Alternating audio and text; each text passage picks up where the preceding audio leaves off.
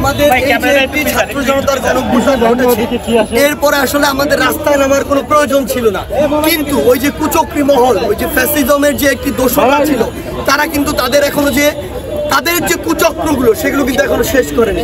তারা দেশে এবং দেশের বাইরে থেকে বিভিন্ন অপকর্ম করছে, বিভিন্ন জনের সাথে তাদের যে বিভিন্ন অপচেষ্টা করে ফায়দা লুটার চেষ্টাটি করছে, সেটি প্রতিরোধ করার জন্য ছাত্র জনতাকে আবার রাস্তায় নেমে আসতে হয়েছে।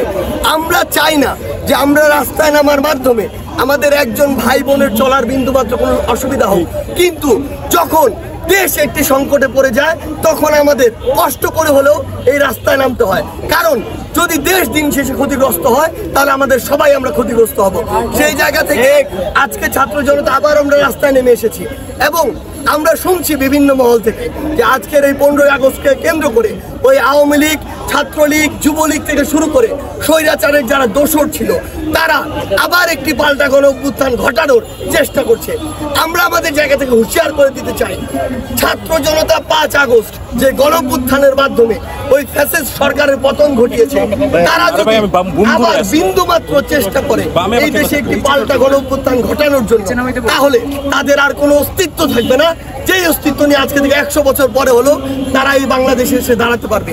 এই জন্য তাদেরকে ছাত্র জনতার পক্ষ থেকে আমরা হুঁশিয়ার এবং সাবধান করে দিতে চাই, এই দেশ নিয়ে আর কোনো ছেলে খেলা করার চেষ্টা করবেন না।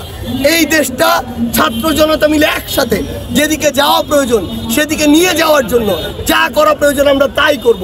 এবং কেউ যদি আমাদের এই দেশ নিয়ে বিন্দু মাত্র কোনো অপচেষ্টা করে, ছাত্র জনতা যে কোনো মুহূর্তে রাস্তায় নেমে তাদের প্রতিহত করবে।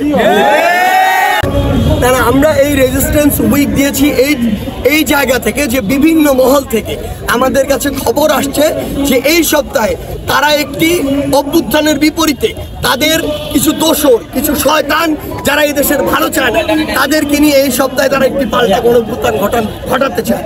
সেই জায়গা থেকে আমাদের রেজিস্ট্যান্স উইকটি দেয়া। তারা যদি তাদের জায়গা থেকে এরকম কোনো নোংরা পরিকল্পনা করে সেগুলোকে রুখে দেওয়ার জন্য আমরা ছাত্র জনতা এই রেজিস্ট্যান্স উইকটি দিয়েছি।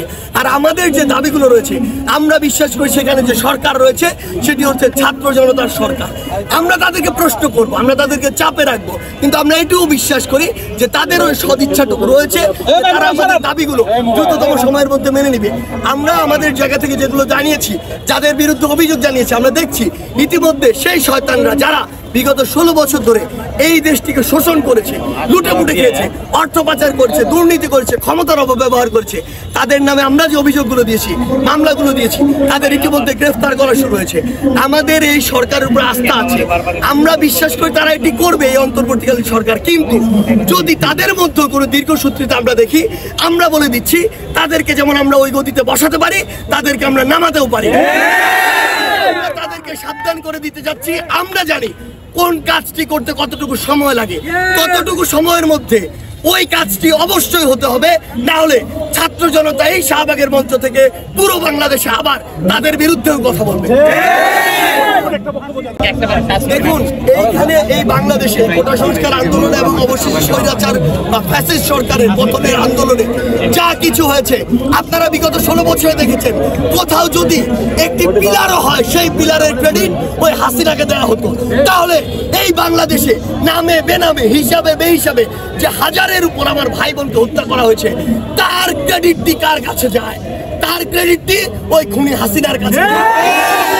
আমরা চাই, আমরা এই সাম্যের বাংলাদেশে আমরা চাই ওই খুনি হাসিনারও এমন একটি বিচার হোক যেটি এক পেশে না, পুরো বাংলাদেশ, পুরো পৃথিবীর মানুষ ন্যায্যতার ভিত্তিতে তার বিচার করুক। সে খুনি হাসিনা, তারপর ওই খুনির জন্য আমরা ন্যায্যতার কথা বলছি বলে আমরা আন্তর্জাতিক অপরাধ ট্রাইব্যুনালের কথা বলেছি। আমরা তার মতো প্রহসন করিনি যে বিচার বিভাগকে ক্ষমতার অপব্যবহার করে যাকে ইচ্ছা ঝুলিয়ে দিব, যাকে ইচ্ছা যাবজ্জীবন দিব, যাকে ইচ্ছা ফাঁসি দিব। এই কাজটি আমরা করিনি। আমরা আমাদের জায়গা থেকে আন্তর্জাতিক অপরাধ ট্রাইব্যুনালের মাধ্যমে তার যে শাস্তি, সে যে একটা খুনি, এই খুনের যত শাস্তি হওয়া প্রয়োজন আমরা চাইবো বাংলাদেশের ছাত্র জনতার পক্ষ থেকে এই শাস্তিটি হবে এবং বাংলাদেশের ছাত্র জনতা যে পরিবারগুলো ক্ষতিগ্রস্ত হয়েছে তারা তাদের উপযুক্ত বিচার পাবে।